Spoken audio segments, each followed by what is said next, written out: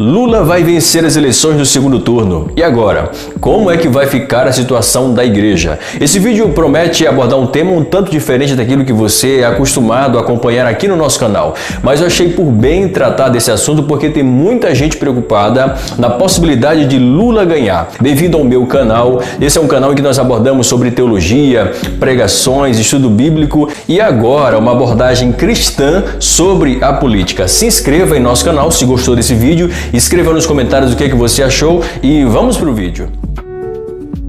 A possibilidade de Lula vencer no segundo turno Jair Bolsonaro é muito grande. A gente percebe o cenário em que encerrou o primeiro turno é um cenário um tanto interessante. Primeiro, porque Lula aparece na frente com cerca de 6 milhões de votos a mais que o presidente Bolsonaro. Para você ter ideia, Simone Tebet, que ficou em terceiro lugar, se todos os eleitores de Simone Tebet migrassem para Bolsonaro, ainda assim ele não ganharia. Porém, um outro fato chama a atenção, é que o presidente Bolsonaro conseguiu formar uma maioria muito grande, tanto no Senado quanto no Congresso Federal, conseguiu eleger alguns governadores, aliás, muitos governadores. Esses são dois fatos interessantes.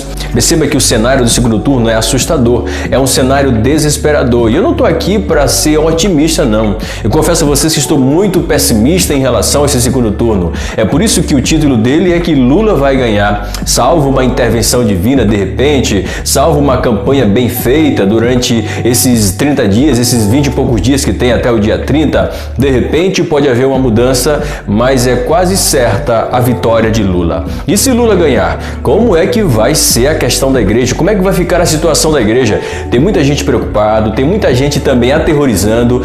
O objetivo desse vídeo não é aliviar a barra do PT e nem é também colocar terror na igreja. Vamos supor que Lula ganhe. Uma coisa que você precisa ter certeza é que ele virá com sangue nos olhos, com desejo de vingança. A prisão dele não foi vingada ainda. Ele pretende vingar. A derrota do candidato dele na eleição passada, em 2018, também ainda não foi vingada. Você acha mesmo que o PT, que a esquerda, está quietinha, está conformada com o fato de Haddad ter perdido a eleição passada? Não, senhores. Eles não estão conformados e passaram 4 anos fora do poder da presidência e vão voltar com sangue nos olhos, com desejo de vingança. E não se espanta se eles perseguirem ou mandarem prender arbitrariamente aqueles que foram favoráveis à sua prisão. Do ponto de vista da economia, a volta do PT seria um desastre muito grande também. O mesmo se diz para a educação e para a cultura. Só que a nossa abordagem não é sobre esses temas, é especificamente sobre a situação da igreja.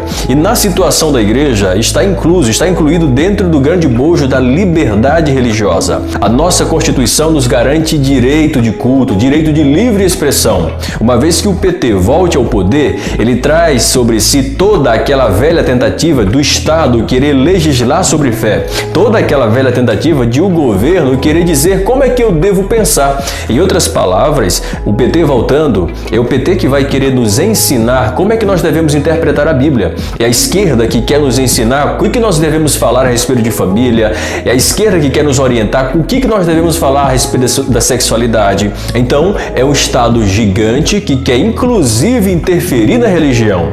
Veja bem, a religião não pode interferir no Estado, mas o Estado pode interferir na religião. Não faz sentido. Cada uma das esferas da sociedade é independente. Religião e Estado são esferas independentes que devem trabalhar em harmonia e nenhuma deve se sobrepor à outra. Contudo, eu tenho uma coisa muito interessante para falar para você. Se Jair Bolsonaro não for eleito, você precisa entender que a igreja nunca precisou de um presidente cristão para prosperar. A igreja sempre prosperou independente de quem estava no governo. Nós não precisamos de um presidente cristão para evangelizar. Nós não precisamos de um presidente cristão para exercer a nossa missão, cumprir a nossa missão que é pregar o evangelho. Não precisa disso. A igreja tem um dono. O presidente não é o presidente da igreja. O presidente que assumir não é o presidente da igreja. É o presidente do Brasil. O presidente da igreja, o dono da igreja é Jesus Cristo. Então, nós venceremos nele, nós venceremos pelo poder dele, não pelo poder que está no estado secular. Então, de repente você esteja pensando, quer dizer então que nada vai mudar em relação à igreja? Com relação às lutas da igreja, podem aumentar, mas com relação às vitórias da igreja, nada altera. A igreja é um povo triunfante, a igreja é um povo lutador e vencedor. Lembra aquela promessa que Jesus disse que as portas do inferno não prevalecerão contra a igreja do Senhor? Pois é, pode vir perseguição? Talvez sim, talvez no próximo ano, em 2023, você não me veja aqui publicamente de maneira livre expressando a minha fé. De repente pode ser censurado, de repente algum pastor pode ser preso, sei lá. Mas tem uma coisa que pode ser considerado também, como eu disse, um dos fatos importantes dessa eleição é que Jair Bolsonaro conseguiu eleger um grande número de deputados e senadores favoráveis a ele, bem como governadores. O que isso significa na prática? Significa que qualquer presidente que assumir não terá tanta facilidade para aprovar qualquer projeto contrário à igreja. Então, se Lula ganhar, haverá uma perseguição contra a igreja? Talvez sim, talvez não, exatamente por causa desse número de deputados favoráveis às pautas conservadoras que podem atrapalhar os projetos da esquerda serem implementados no Brasil. Em outras palavras, os maiores inimigos da igreja não são os inimigos externos, mas sim os inimigos internos. O nosso maior inimigo não é um presidente comunista a assumir no Brasil. O maior inimigo da igreja não é um presidente ateu a assumir no Brasil. Sabe qual é o maior perigo da igreja, a maior ameaça? É a apostasia, é o abandono da fé, é o abandono de princípios, é a distorção que vem acontecendo dos fundamentos da nossa fé. Esse é o nosso maior perigo. E quanto a esse perigo, e quanto a essa ameaça, nós estamos perdendo a guerra. A gente quer lutar para eleger um presidente evangélico. Ok, isso é muito bom. A gente quer lutar para eleger um presidente cristão. Ok, isso é muito bom. Mas que tal a gente lutar também para combater as heresias na igreja? Para combater a apostasia que domina no seio da nossa igreja? É preciso que se pense nisso também. Os nossos maiores inimigos não são os inimigos externos, não é a política, não é o comunismo.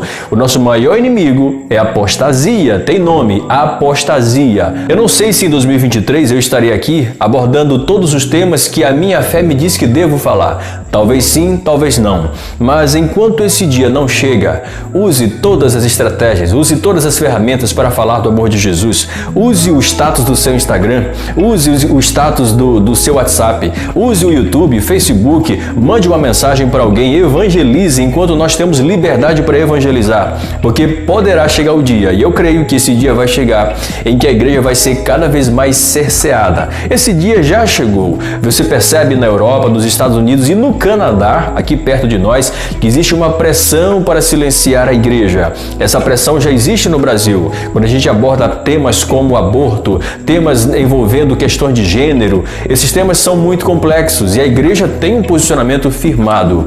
Veja bem, o PT e toda a esquerda não conseguiram conquistar a simpatia dos evangélicos. E se eles assumirem o poder, pode ter certeza que a revanche, a reação contra os evangélicos vai acontecer em maior ou em menor grau. Mas de repente você esteja se perguntando no final desse vídeo, quer dizer então que Bolsonaro é o salvador da pátria? Não, gente, não é isso.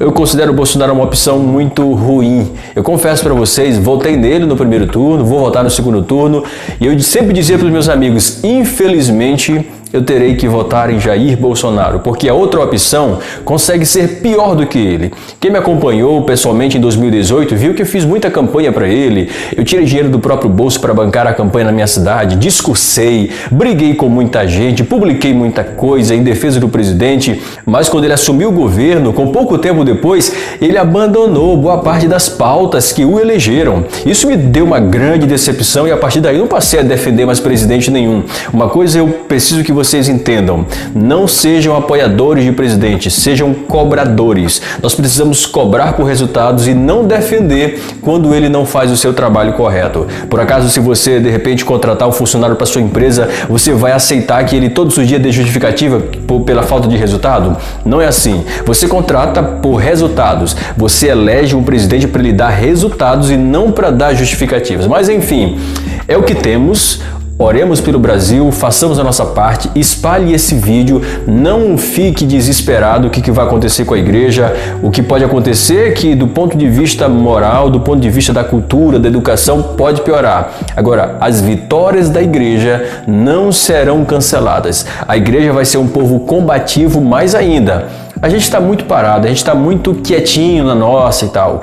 Vai chegar uma hora em que a igreja vai ser mais pressionada e a gente vai precisar usar as armas que nós temos. E as armas que nós temos não são armas políticas, são as armaduras espirituais do reino de Deus. Que Deus abençoe a você, que Deus tenha misericórdia do nosso Brasil, espalhe esse vídeo e na próxima quarta-feira teremos vídeo novo também para você.